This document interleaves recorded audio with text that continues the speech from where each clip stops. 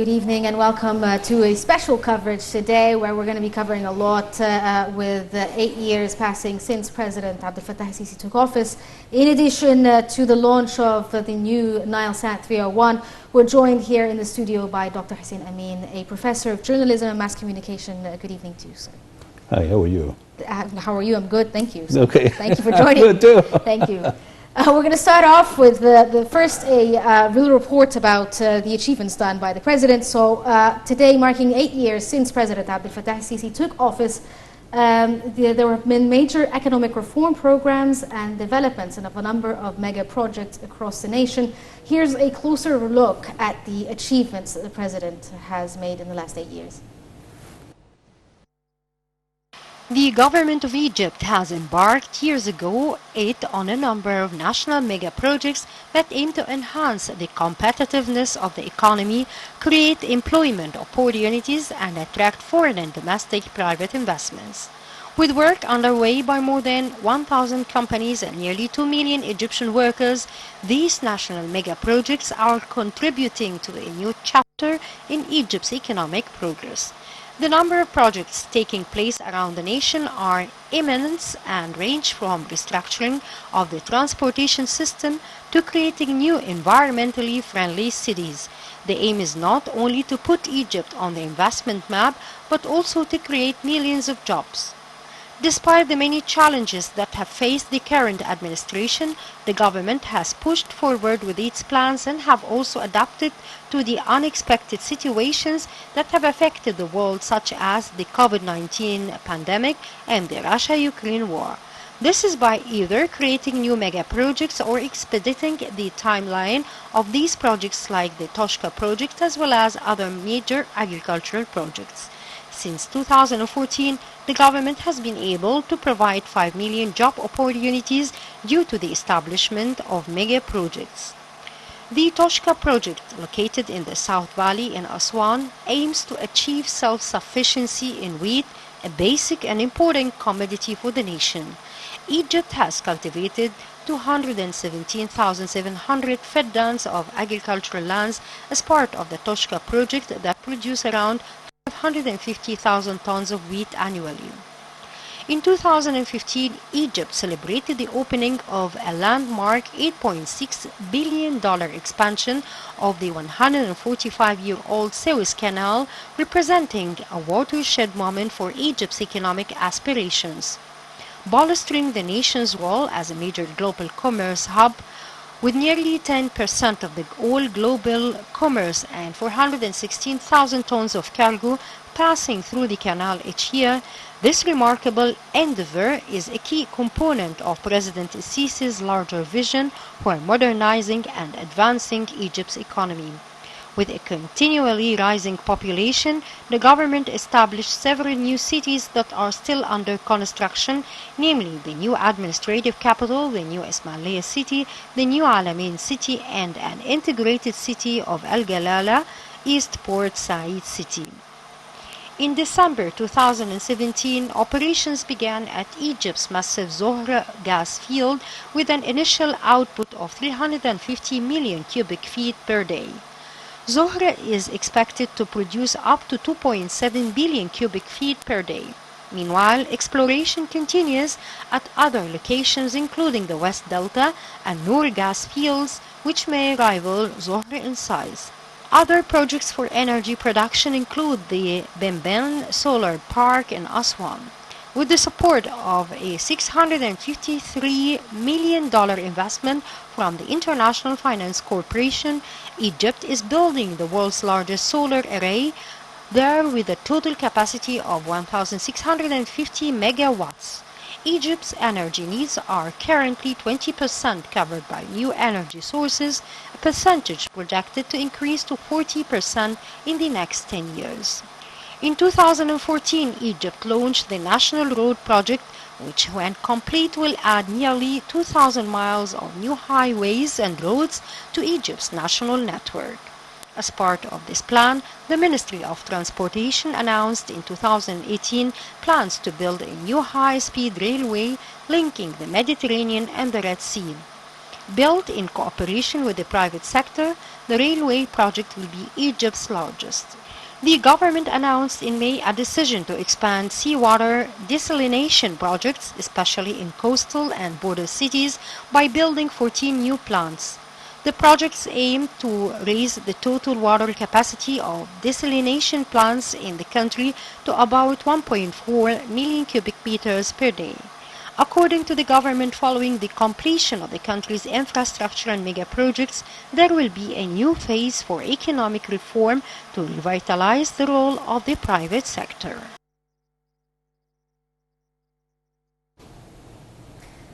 We just saw there a mini report on what's been happening in the last 8 years with a number of mega projects. Do you think that these economic reform programs that have been done here in Egypt are enough to face, the global crisis the world is currently facing because of the pandemic and, the Russia-Ukraine war? The answer is no. However, what had been done is almost a miracle. The report, I was really surprised that they put all of these mega projects in 2 minutes, and I thought it's going to last for maybe 15 minutes, because the number of projects is really big, and the size of the project is huge. So talking about it maybe will take hours. Yes. However, despite of the situations that the country passed through and the polarization that happened in the country immediately after the revolution, in addition to the economic situation, there was an incredible challenge. But the leadership really put very strong efforts to start and mark the beginning of an incredible project to bring Egypt to a country that is leading almost all countries in Africa, which is, as I said before, almost America. Just put this in perspective. During the process, we have faced the pandemic. Yes. COVID-19 affected every country in the world, and in terms of the economy and in terms of trade, and almost in many ways affecting the traffic of the people. So it affected Egypt also with regard to tourism. Yes. And tourism is a major revenue, and this is again was another extra challenge that faced the leadership. So this was not enough. So we have faced also the war between Russia and Ukraine. So, I mean, and these are two countries that supplying Egypt with wheat, and most of the tourists, they come from these two countries. But this did not stop the leadership, so they really exerted extra efforts to meet the challenge, and we are in the process. The process, of course, is making a lot of Egyptians mad because of the economic situations. But again, it's felt everywhere. But again, there is no,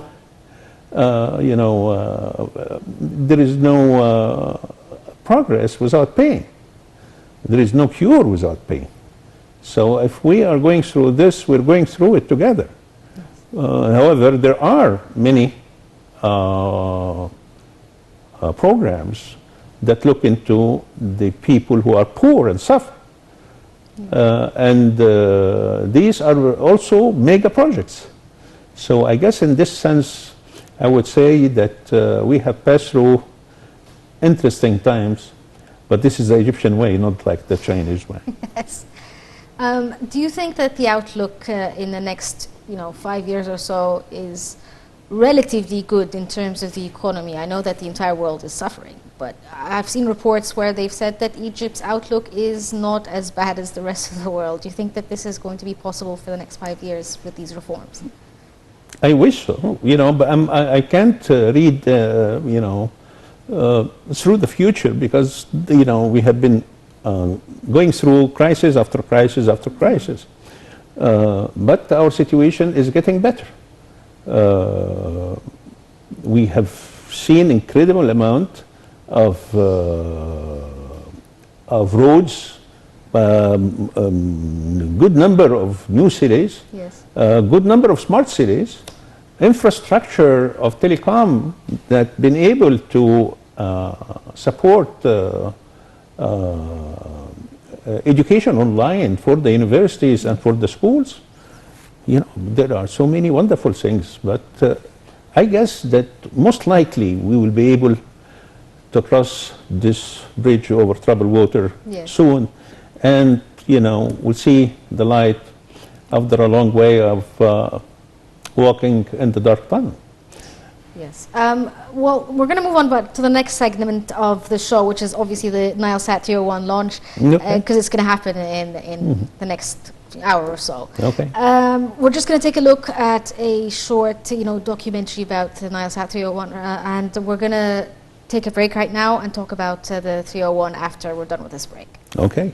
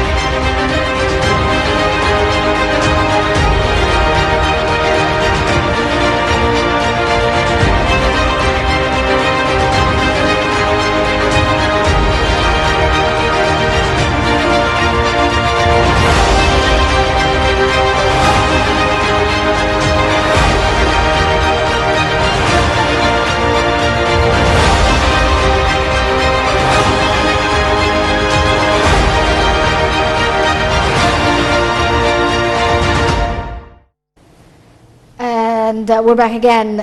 Can you tell us a bit about the 301's launch? How will this improve the Arab media outlook once it's actually in operation? First, it's not going to affect the Arab media only. Yes. It's going to affect the Arab media and the African media.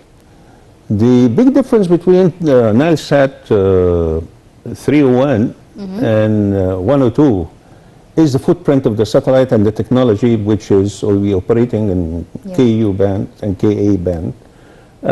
So the footprint is not only covering the Arab world as 102 and 201. Yes. But 301 is different. 301 footprint is covering the Arab world, countries like the Sudan, Ethiopia, Tanzania, Uganda, and also South Africa. Yes.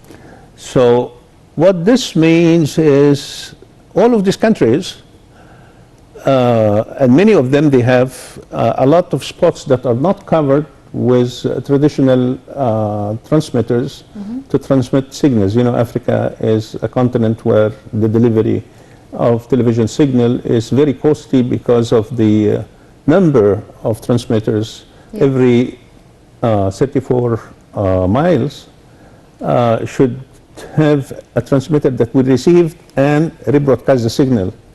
So in this sense, no country will be able to cover, it's all the territories of the country. So the only solution is to do it via satellite. So in this sense, even with the internet, it's the same thing. Yes. Internet, you need a transmitter that will transmit the signal. Or towers, they call it towers in mobile telephony. Yes. Okay? So in this sense, the satellite is a perfect solution. So countries that would like to cover the entire country out of the countries that we have mentioned, Yes.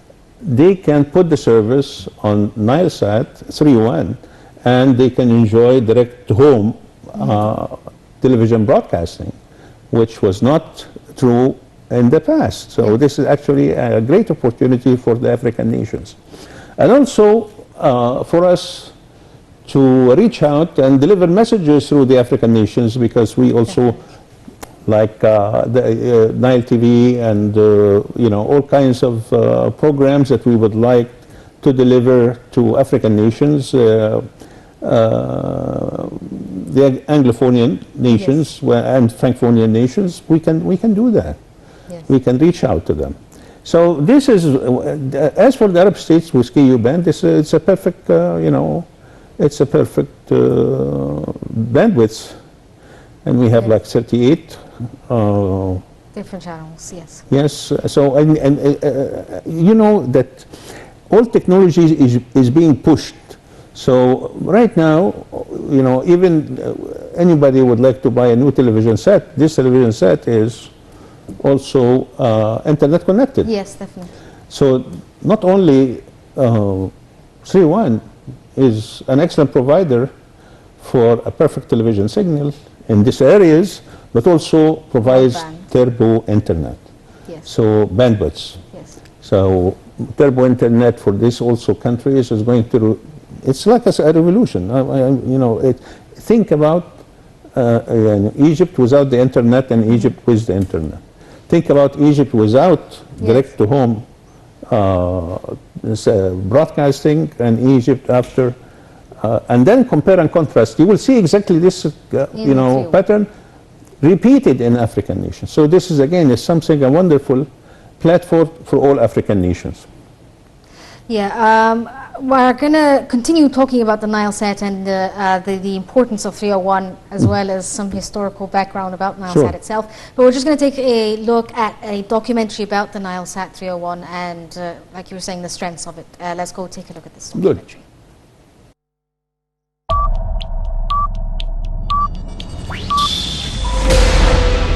25 years have passed since the birth of the Nilesat company. The dream began with the launch of the first Egyptian satellite, Nilesat 101, in 1998, manufactured by the French company Matra Marconi, and immediately followed in 2000 by the second Egyptian satellite, Nilesat 102, manufactured by the same company. The two satellites were launched by the French company Ariane Space. Nilesat 101 and Nilesat 102 continued together into their orbit 7 degrees west with a capacity of 12 transponders with coverage area that reaches North Africa, Southern Europe and the Middle East region. As Nilesat 102 satellite approached the end of its lifespan, plans began for the second generation of satellites and the third Egyptian satellite, Nilesat 201. Nilesat 201 was built and launched in 2010 with a capacity of 26 transponders in the KU band and 4 transponders in the KA band, exceeding the capabilities of the satellites 101 and 102 together. The unique system of Nilesat is managed by 2 ground control stations. The main station is in the 6th of October city near Cairo, and the backup station is located in Alexandria. The world is witnessing a technological leap in the field of satellites, and Nilesat has always been ahead of its time. Nilesat has kept pace with huge technological developments in recent years, and in 2016 launched specialized technical, economic and marketing studies. Nilesat 301 a contract has been signed with the French partner Thales Alenia Space for the third generation of satellites Nilesat 301 to be launched from Florida in the United States using rockets from the American SpaceX company in a positive technological mutual relations and cooperation with the American partners. The new Egyptian satellite Nilesat 301 is unique and distinguished, exceeding the capabilities of all previous and current satellites. Nilesat 301 contains 38 transponders in the Ku band, in addition to 6 new transponders in the Ka band for broadband internet provision over the Arab Republic of Egypt. Digital broadcasting in the new frequency bands extended Ku, used for the first time in the Middle East and Africa, adding new technologies which will be available for the first time to Nilesat customers like anti-jamming on different frequencies, the ability to identify the source of interference accurately, broader coverage areas, Nile Basin countries, Southern Africa countries with continued coverage of the current regions of the Middle East and North Africa. Nilesat 301 incorporates the latest discoveries in the field of satellite technology, meeting the needs and aspirations of the Arab and African family with a huge diversity in cultural, artistic, sports and media content through more than 50 million viewing points. These are the Nilesat customers. Nilesat, the satellite of the Arab and African families. Nilesat. That was a little documentary about the 301 and how it's such an amazing feat. But a lot of this is not really something that, you know, the average viewer would understand, what 6Ku means or 38 and all of that. Can you somehow explain to us what this actually means for the average viewer? Okay, there is I will explain this, and I'll talk a little bit about the history, so people will understand, you know, how meaningful is 301 for Egypt and Africa. A satellite through the transponders. Transponder is just like a mirror in space. This particular satellite is, as we define it, it's a direct broadcast satellite, meaning that we launch, and this is what's going to happen in Florida in about an hour. Yes. We're gonna launch the satellite in a specific orbit. Yes. This orbit is called the geostationary orbit or belt. Yes. This orbit, when we launch the satellite, the speed of the satellite will synchronize with the speed of Earth. So it will appear as if it's stable on the same position as we designed the satellite for, until its lifetime ends. Yes. So Nilesat satellites, they usually have 3, 4, 5 different kinds of bands. Yes. One that we utilized back in the 90s on Arabsat is called the S band, and this band is very strong. Yes. It's just like a shower covering, you know. And this is, you know, economically is not feasible right now. Why we have something very strong, while we can replace it with other exactly different bands. So, and then we have C band and Ku band. The C band, the Ku, we can compare and contrast. There is advantage and disadvantage for each one. But there are certain countries that are using C band, and it have advantage with rainy, you know, areas, and the Ku band when we have dry land, like in the Arab states. Yes. And there are so many other advantages for the Ku band.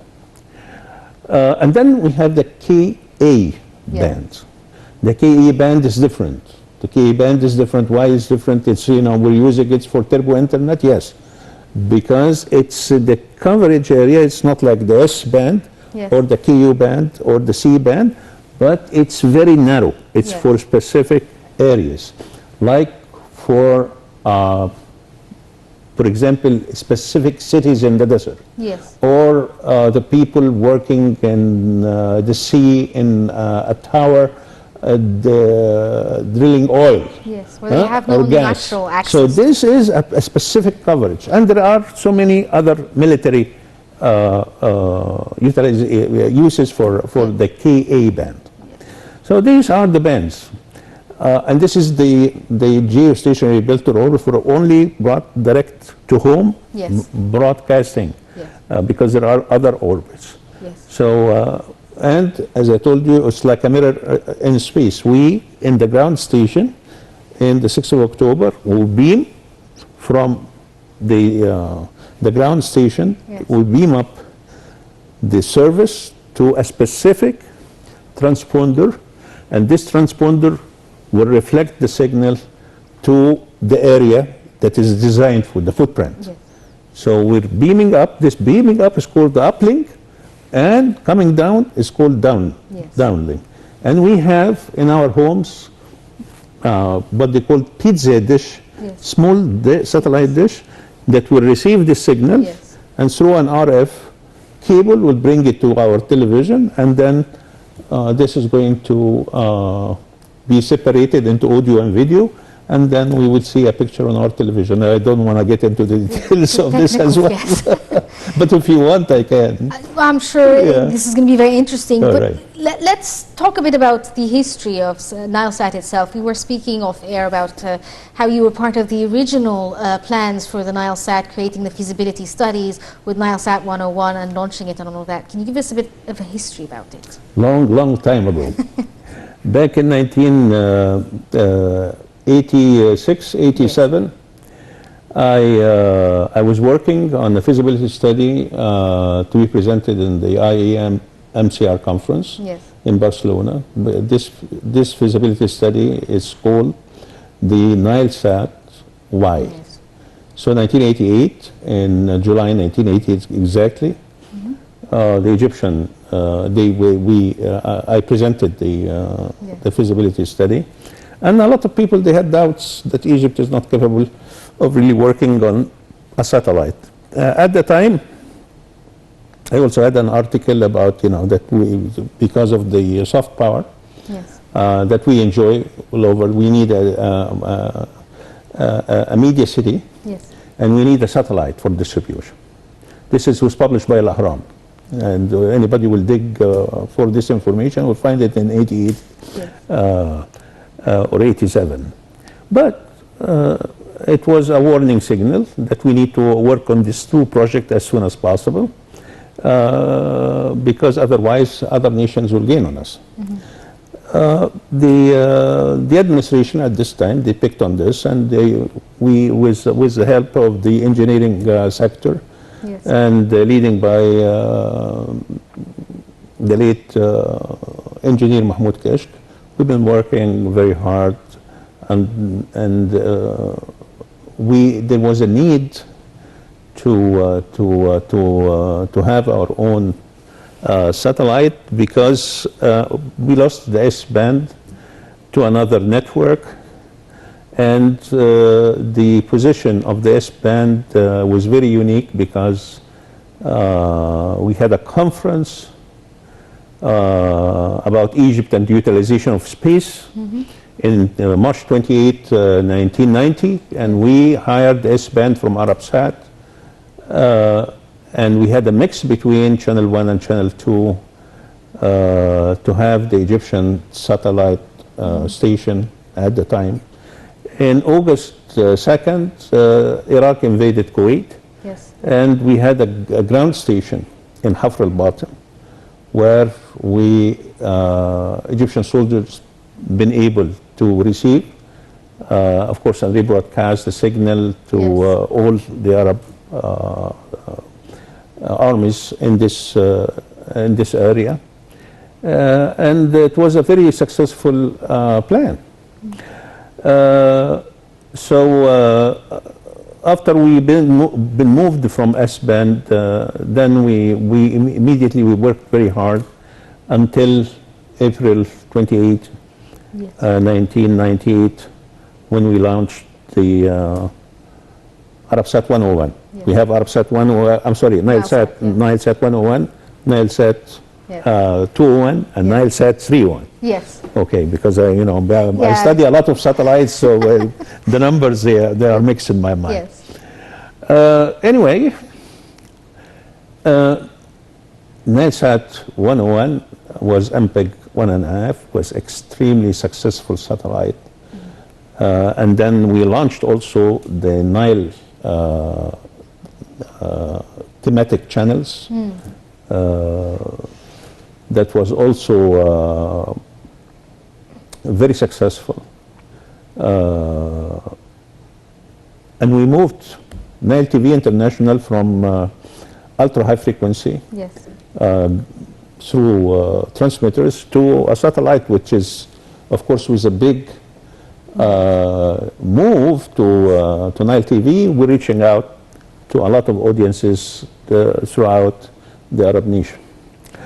Not only this, but also through Double Hub, we've been going into United States, and we're going, through Europe by going into a ground station, and then we go up on a different satellite, and then we have coverage so people can access the different Egyptian television networks, and you can be connected with the motherland. And this was very successful for us at the time. Yes. So the history of Nilesat 101, then on August 12, I guess, 2014.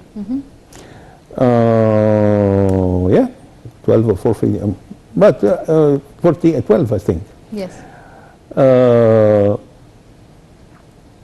We launched the Nilesat 201, and we moved because Nilesat 101 started to move out of its orbit. So we had to, before it will go away far, we said it's about time. Well, it's very costly business. Yes. So we had the Nilesat 201, and 201 ever since 2012 is operating, and this is the satellite that we see all kinds of television networks through it. Good signal, but it's going to go out of service in 2028. Yes. So it's about 4 years that it's going to be operating in space. So it's about time to launch this 301 that is going to work with 201 for 4 years, and then it will take over. So 301 is a satellite for the future. Yes. It's all about, we're going through a different phase, which is, internet is going to take over, and this turbo internet through the different KU band is going to, in addition, working together with Thebes 1. This is, again, is going to secure and offer excellent services to the users. Remember, Egypt is the leading country in Africa in telecom right now. Yes. And internet is all about, content. And therefore, Egyptians, they are very popular with soft power, and they are creative people. Yes. So it's going to make increase the Egyptian reach within the continent as well, I suppose. absolutely. Yes. We're just going to take a look at an infograph about the 301 and then get back to it. We have about 10 minutes till the launch time, so we're just going to take a look at this infograph and get back. I will try.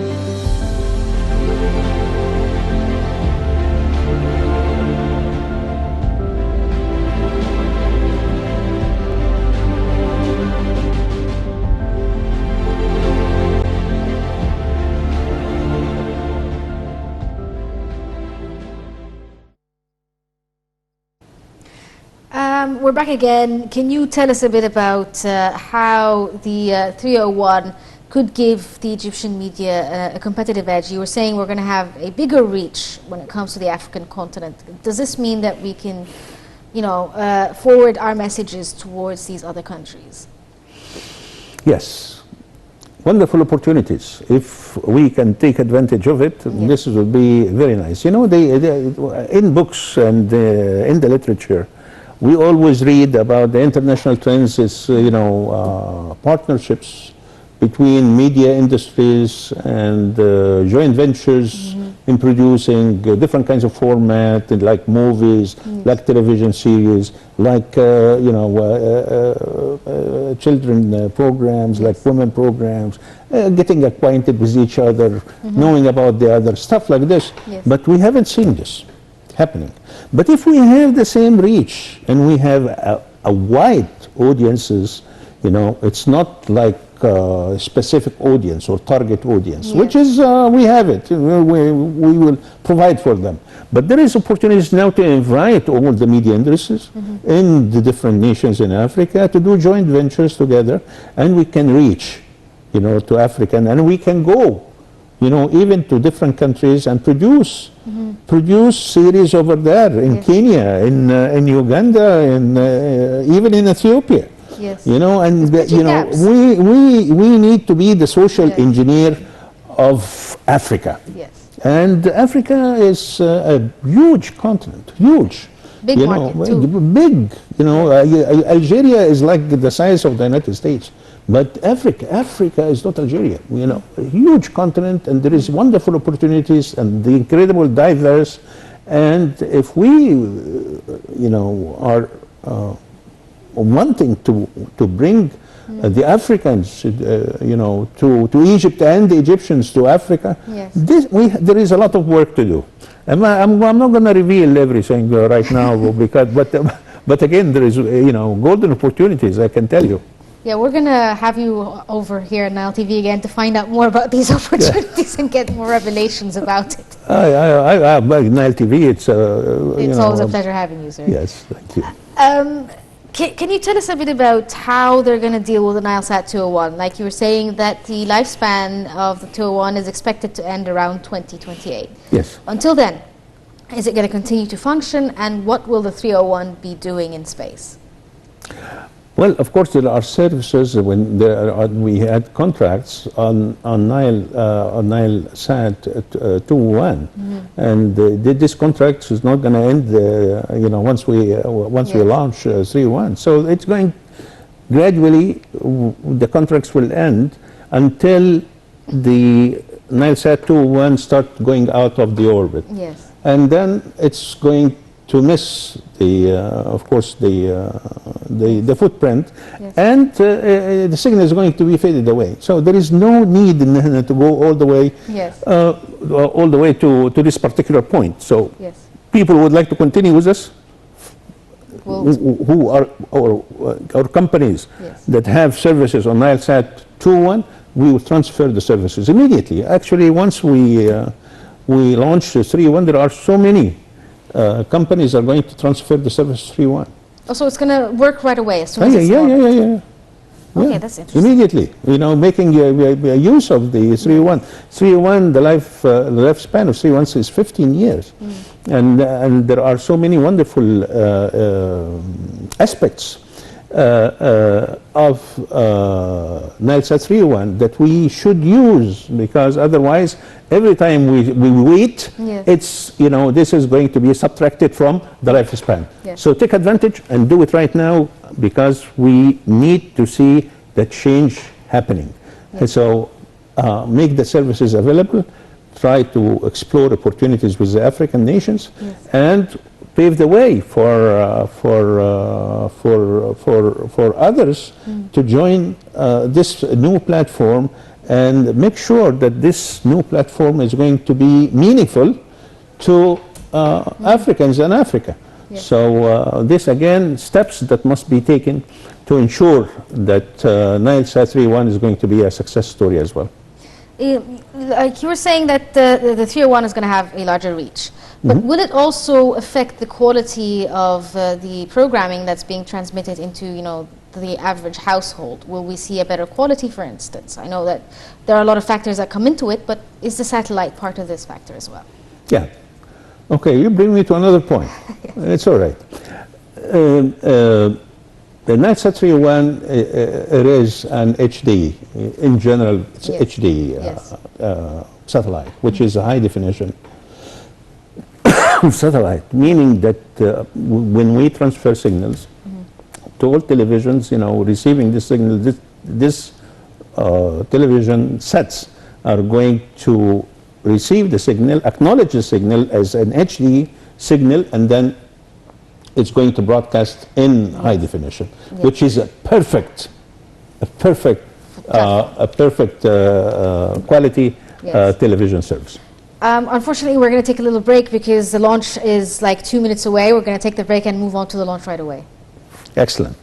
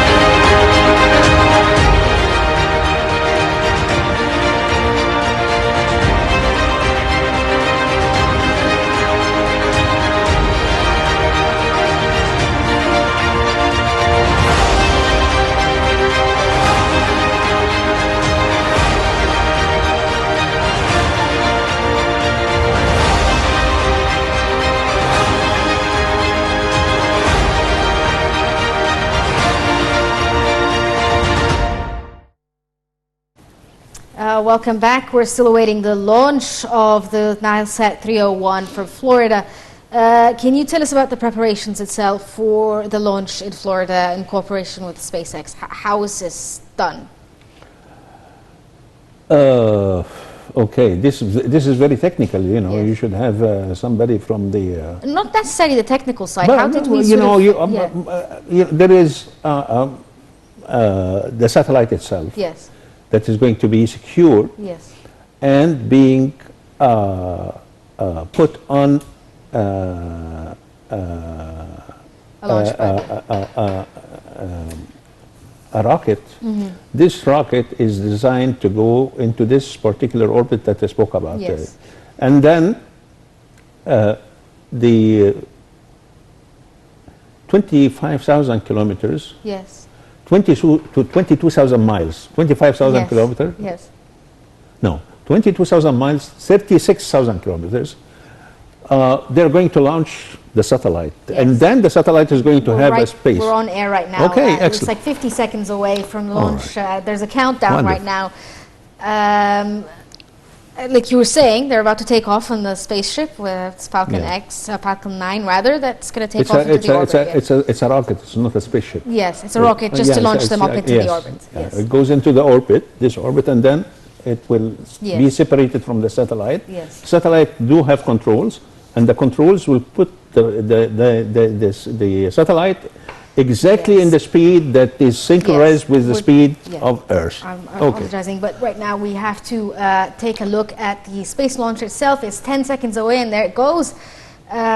This is the launch of the Nilesat 301, which is taking place in Florida's Cape Canaveral Space Force Station. The satellite orbits into space through SpaceX's Falcon 9 rocket. And the Nilesat 301, as it orbits into space, is set to replace the 201, which will decommission in 2028.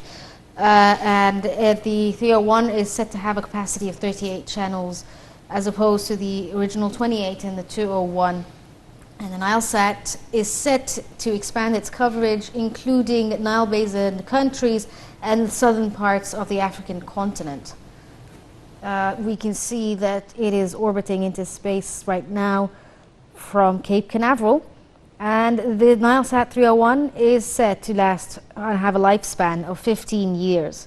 And it will also include coverage for internet, broadband services in Egypt in specific areas where internet services are hard to reach.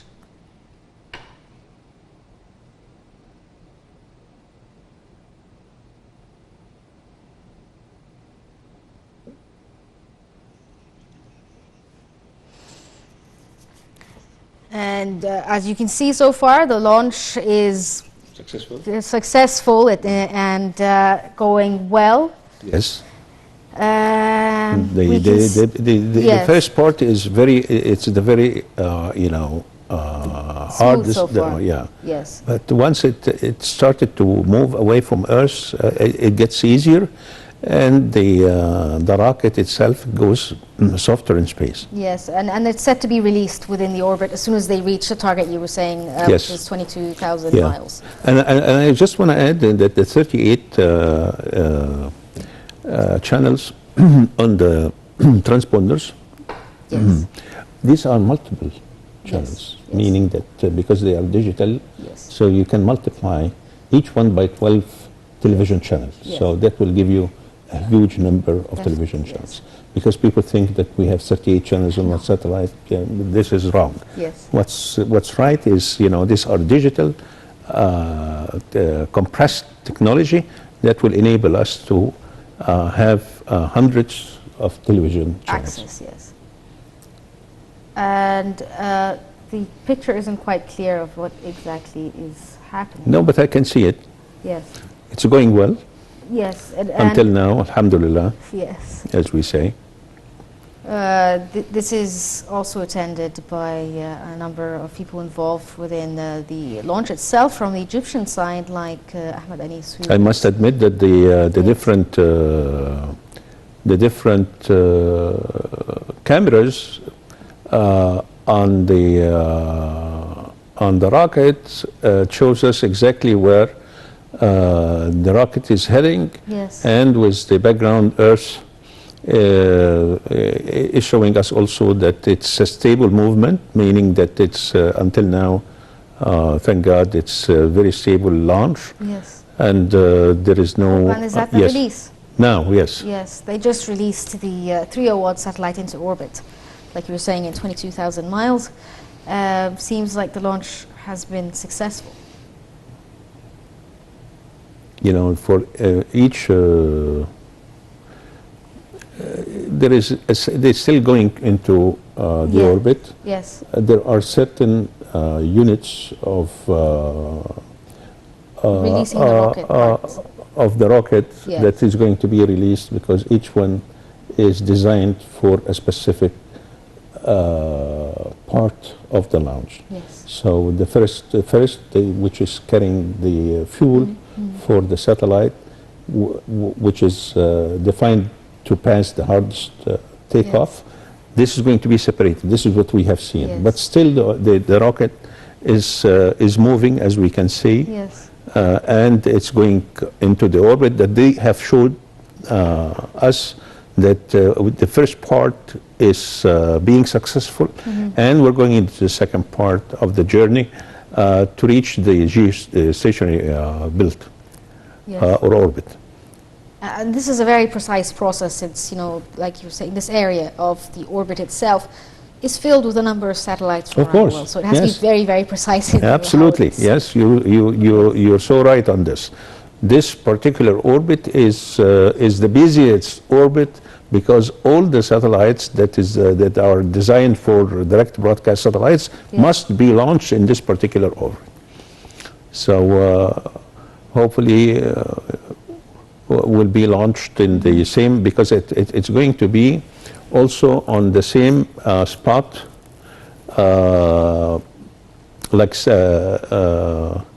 occupied by Nilesat 201 Yes. and 101 before, which is 7 West. Yes.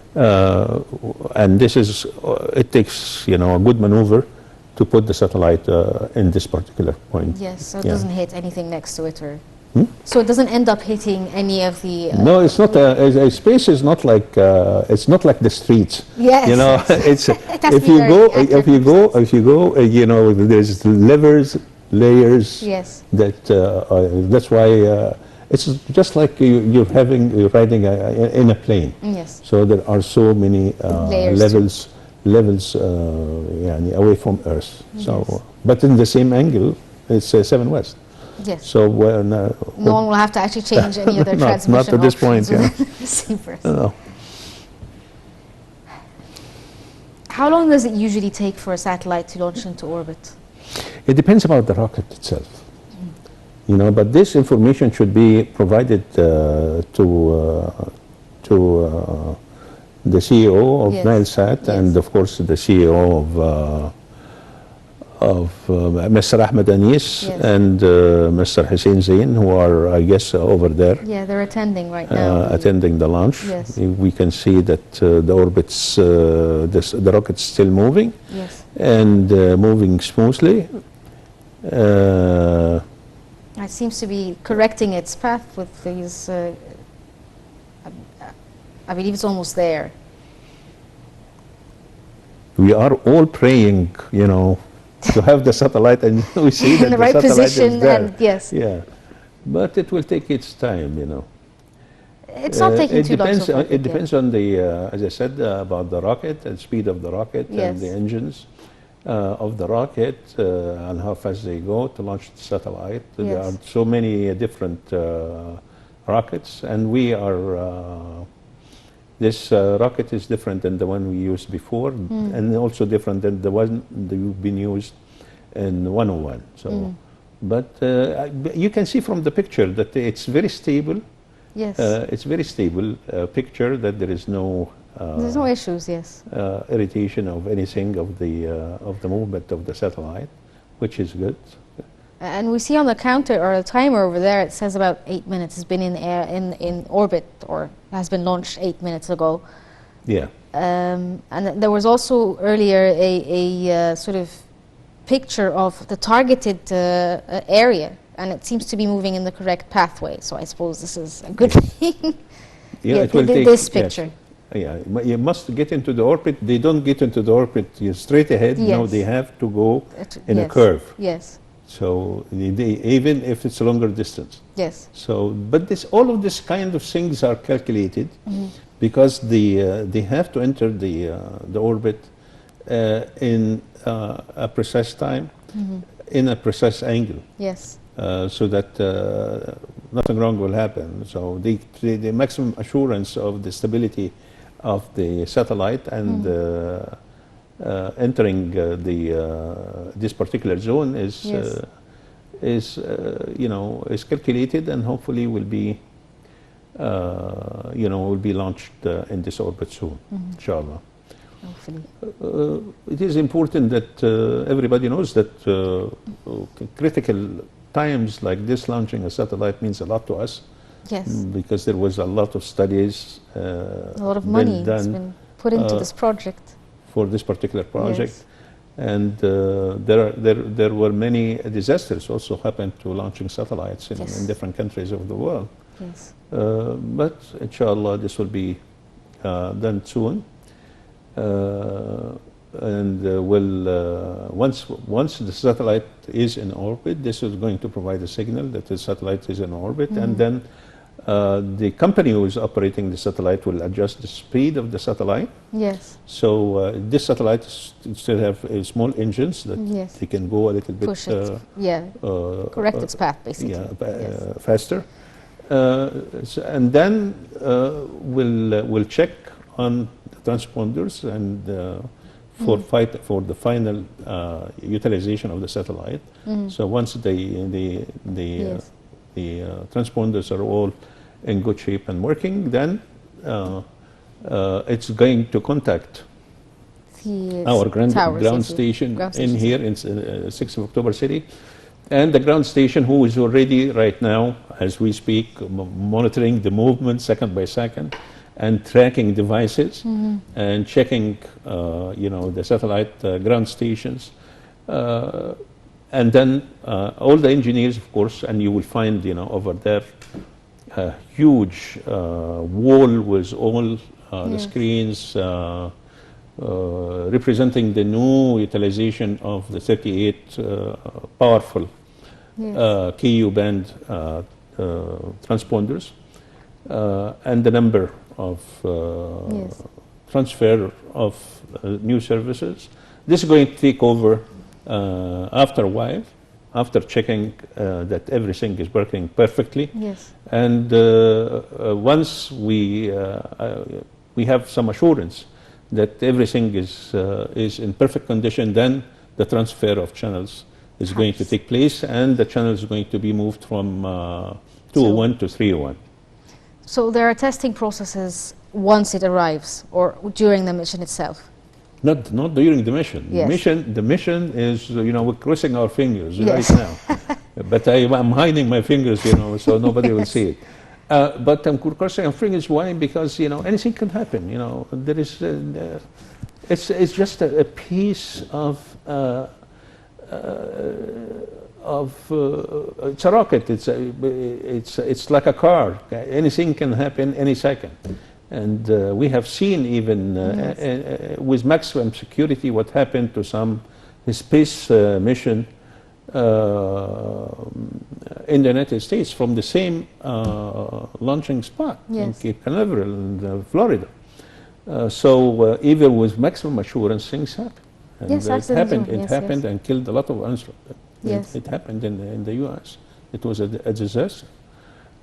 But again, over here, it's something different. This is a satellite, and it is moving smoothly, alhamdulillah, until now, and hopefully it will continue until it gets into the orbit. And it's a short distance. It's only 36,000 kilometers. Yes, very, very short. Yeah. But usually when we talk about space launches, the main fear for people who work in this industry is usually before the rockets or the spaceships themselves hit the stratosphere. So after this point, it should be okay. Am I correct in thinking this? For the people working in like for people working in SpaceX or in NASA or whatever, when they launch something, it's usually, before they leave the actual stratosphere of Earth, that's the actual problem. After that point, it should be easy sailing. Am I correct in thinking this? Yes and no, because there is a probability that after this point, maybe something will go wrong. Yes. Because there is no maximum assurance. There is nothing called 100% in this launch. Yes. Nothing is 100%. Definitely. So maybe there is some assurance of 90%, 95%. Nothing is 100%. But once it starts to be operating, as we can see now, that it is moving fast, with a distance like in a few minutes, they have way to over the Atlantic, meaning that they will fly over Egypt, and maybe if you multiply this distance, let me try to be a little bit mathematical. If we have like 1, 2, 3, 4, 5, so 5 times the time that already been spent, and then it will be most likely be positioned in this direction. So maybe this is the proper time that we say that it will take 50 minutes or so to be reaching. But again, I don't know about the speed of the rocket itself and the correct position. I know that it's 7 West, but where is 7 West? I cannot tell from this map in front of us. However, until now, the mission is solid, stable, and smooth, which is 3 things that I've been looking for that give us some assurance that it's going to be successful. It is a time where a lot of people who are working in the satellite business in the world, with particular reference to the people in Egypt and in the Arab world who are really tuning to this as if it's the final game of the World Cup. Yes. Because this is very interesting for us to watch, and it is wonderful to see that it's a new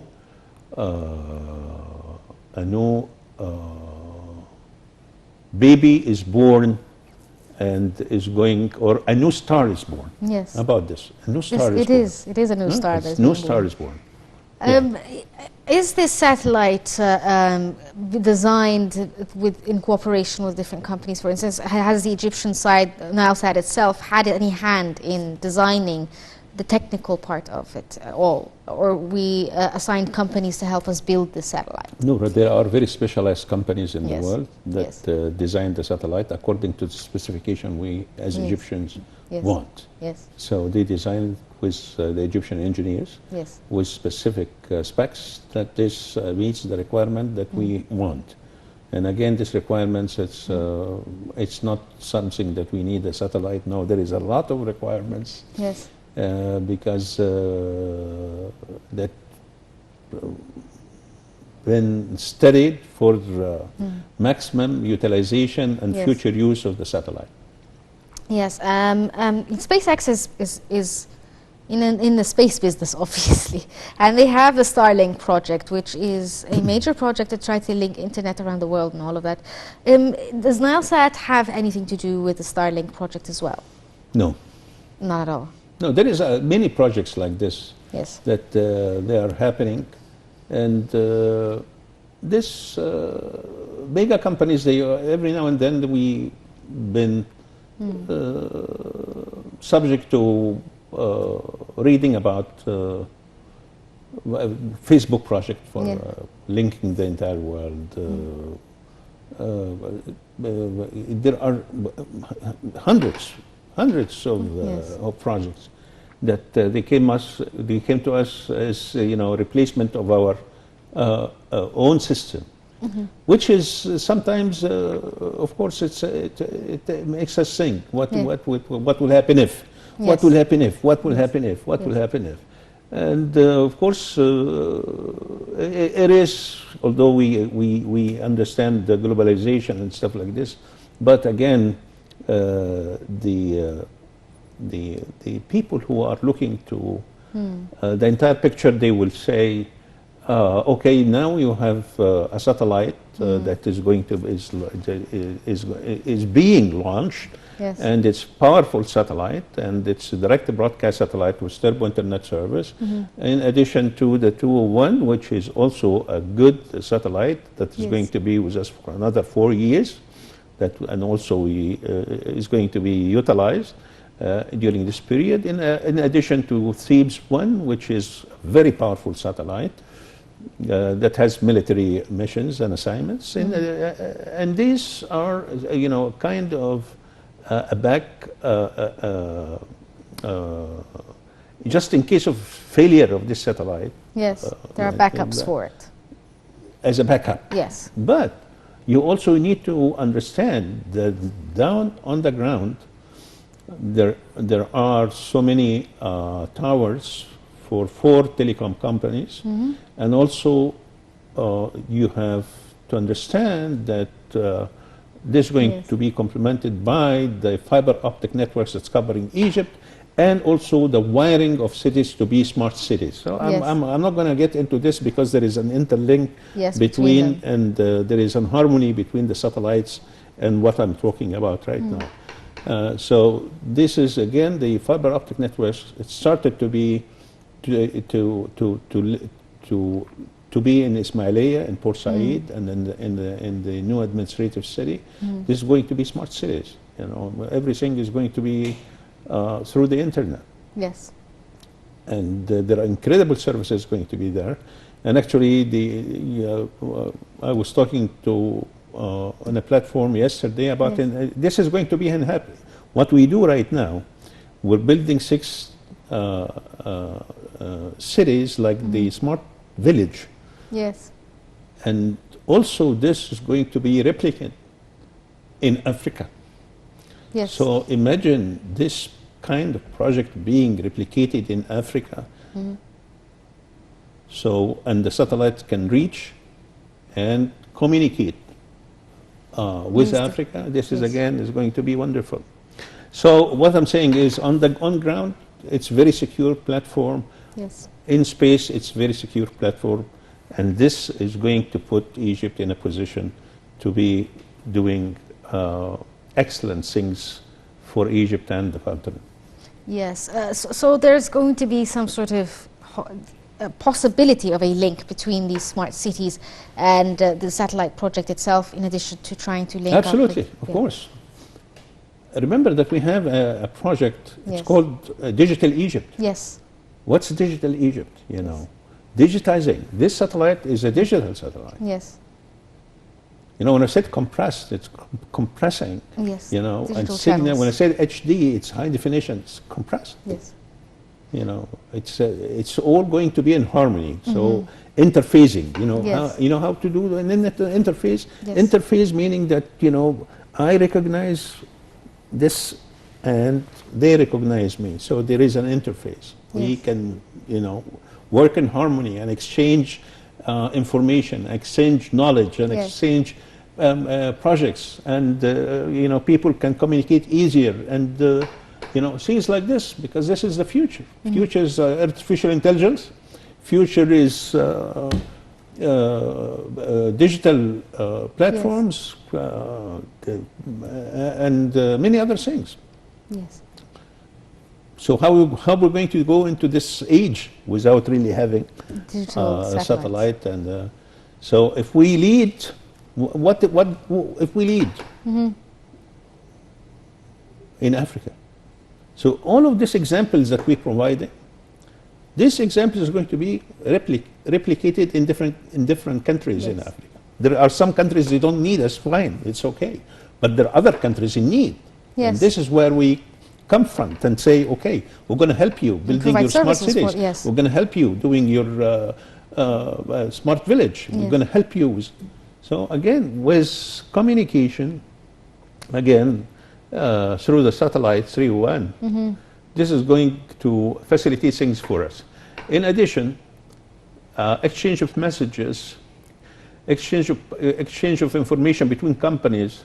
You know, right now, if we have different companies working in Africa, it will be much easier for them to communicate through us. Why? Because we have the KU, KA band that is going to connect without interference. Yes. Without the interference. Because this satellite, one of the specs is this satellite is capable of really getting rid of any noise or interference, meaning that nobody is going to interfere with the signal. Yes, which kind of brings me to an idea of, like you were saying, that we're moving into a digital world where everything's going digital, and this is the future. Yes. But with the digital world comes, you know, internet security and digital security in general. How can we protect these, you know, smart cities and a satellite from, you know, there are hackers around the world, for instance, or interferences, outside interferences? Well, there is two kinds of security. Over here is divided into specific fields of security. That's why the president, when we start talking about the future and we need to introduce new sciences, he was absolutely right. There are so many sciences right now that really deals with this kind of things. But I can assure you that I have, you know, my friends are among the best engineers in security in the country. So, and a lot of people also been spent time outside being educated and trained, advanced training in security systems, and they come to Egypt to work in high places. In addition, that I would like to invite you to go to the Smart Village to visit the ITI or you know, many of the other companies who are really training and sending and having partnerships with top security companies where we send graduates to get advanced degrees and come back to serve their country. Yes. No. And this is how we're going to secure these projects, basically. Of course, they have one, they have security companies. Two, they have international security companies. Three, they have graduates that they are being sent abroad to get educated and trained, and they come back to work for the security companies of the state. We do have security companies. Yes. Here, yeah. Can you tell us a bit about the 301 itself and the capacity of the 301 in terms of how we can provide services and channels for other countries? You were obviously we want to send our messages, but we're also targeting to provide services for other countries like in the Nile Basin area and Southern Africa. Can we absorb these services from them? Yes, of course. All you have to do for them is to have an uplink stations that they can, sending the signal in Yes. A transponder that is being booked for this kind of stuff. Yes. And then we can have the services as well. Yes. So it's two-way communication satellite. It's not one way. Yes. So we can have many ground stations. Actually, 2-1 we had with the late engineer Salah Hamza. Yes. He went through different missions to build some uplinking stations in different countries. I remember that I went with him once to Lebanon. So again, to send signals from Lebanon up to the Nilesat 201. So this is it's not something new. It's not new. Are there possible contracts that we're going to have with these countries? I mean, what's new now is the link between other African countries rather than the Arab world itself. Yes, footprint, which is powerful, powerful signal. Yes. Bigger footprint. Yes.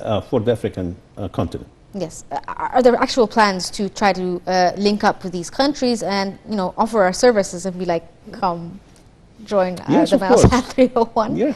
Yes, indeed, of course. Yes. There are so many plans that is taking place right now, and there is many training platforms that is giving scholarships to African nations. I visited one the other day. Yes. We are training the African young journalists, for example. Yes. We have trained in the past 10 years more than 2,000. So, and we have people throughout Africa right now. And every time I go to any country in Africa, I've been received by former students of mine. And it's a wonderful experience. But what I'm saying is not limited to media and communication and even to journalists, but it's wide open to all kinds of specializations. Egypt is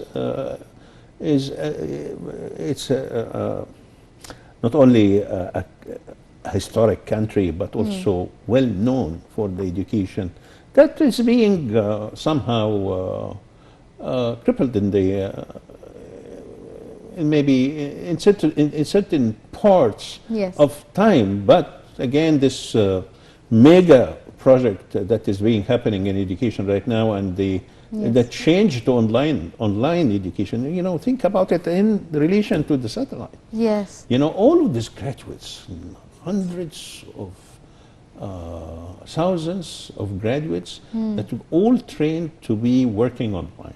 Yes. And see the significance and the impact. Those people, they want to communicate with the world. They are not going to be like me, I'm just for my research, and publication and stuff. No, they are going to open, looking for opportunities. And right now, opportunities are not in the north. Yes. Opportunities are in the south. Yes. So go south and give them what you have learned in the north.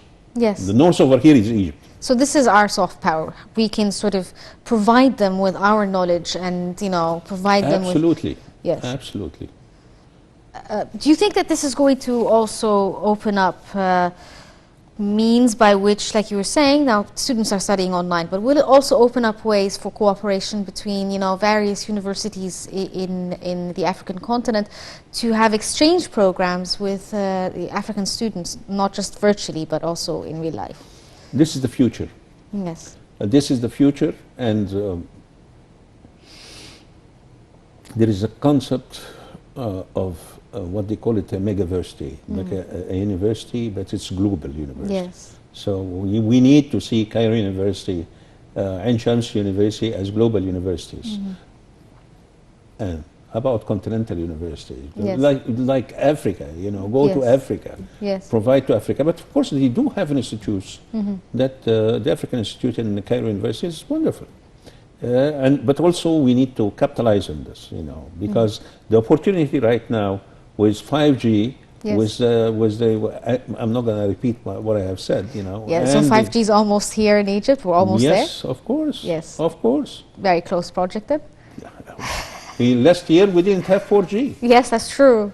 That's true. Right? Yeah. But we have 4G now. Yeah, and 5G is So- on the way. So this 5G is is an coming. exclusive, 5G I is guess. coming. You can't stop Yes. it. Nobody Yes. can stop it. It's Yes. coming. And Yes. there are a lot of studies Yes. that being undertaken right now about the implementation of 5G. But of course, but there are certain measures that must be taken Yes. for 5G.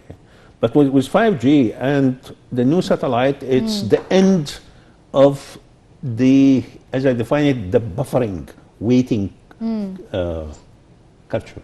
Yes. You know, you are waiting to download something, and you see, oh, it's difficult, it's huge, and you get a message from you. But with 5G and the new Ka band is different. Yes. It's Everything's really in fast. a second, Yes. you know, and that's why the dynamics of communication are going to change. Yes. So the change of the culture for the to be immediate, you know, anything you want to have, it's going to be any product. Yes. It's going to be there in a fraction of a second. This is again is not gonna take a lot of time to wait until you download, and when you download, every now and then it's going to stop Yes. to put you in wait for a few minutes until it starts again, and then again it's going. And even with television sets, with broadcasting, you know, this is going to be in the past. It will become passé. Yes. Nothing of this is going to happen again. Okay, a lot of this, but we have a short memory. We tend to forget what yesterday was all about. Yeah. But we see, you know, different negative spots Yes.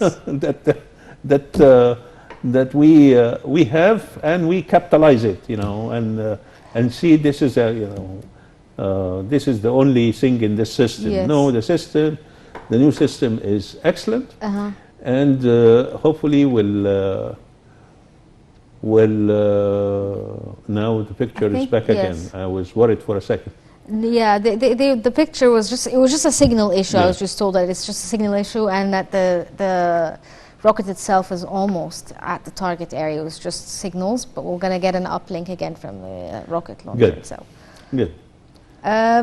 Can you also explain to us the importance of having 5G? I know in the last 2 or 3 years, the entire world was quite concerned with 5G, and we're saying that 5G is possibly a problem when it comes to, you know, the human body. But this is not necessarily true. Why are people so fussy about 5G, and why is it important?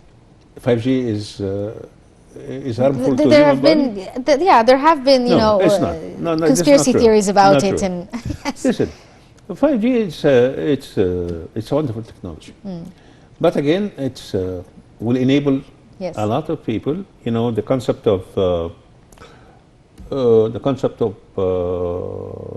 citizen journalism. Yes. It will enable individuals to have their own channels, Yes. to have their own newspaper, to have their own radio station, And it's happening now, but it's not going to be like 5G, you know. So a group of people who started, you know, the youngsters will start, you know. Yes. So all of this kind of things must be looked at carefully and regulated. But the regulation is very tight because it's right now say, where is the freedom of expression? Where is the freedom of the press? Well, so there is a lot of countries are really worrying about, you know, implementing 5G. And also, and they have, of course, legit approaches for this. Yes. And concerns. But other countries are saying, no, we're going to have, because you can't stop technology. Yes. So indeed, 5G is good technology, and it's going to enhance communication between people, and it's going to make the world smaller, so we can communicate with anybody via our phones. A small village. The world is a small village. And the small village concept is being implemented again. But again, it's not far away. What we're going to do with 5G is the most important thing. Content is the king, as they say. Yes. Content, create content and distribute content, make approaches to African countries, and make joint ventures and partnerships. And the trend is really to be able to make a network of companies that is working with other companies in Morocco, in Nigeria, and in Nigeria, and South Africa, and interconnect together and lead. Yes. So this is what the world is going to be about. And then, you know, we think about, you know, the worries later on. Okay, well, we're done for our live coverage. It seems that the satellite launch has been successful. Congratulations. Yes, congratulations to you and everyone here in Egypt. Yes, exactly. Yes.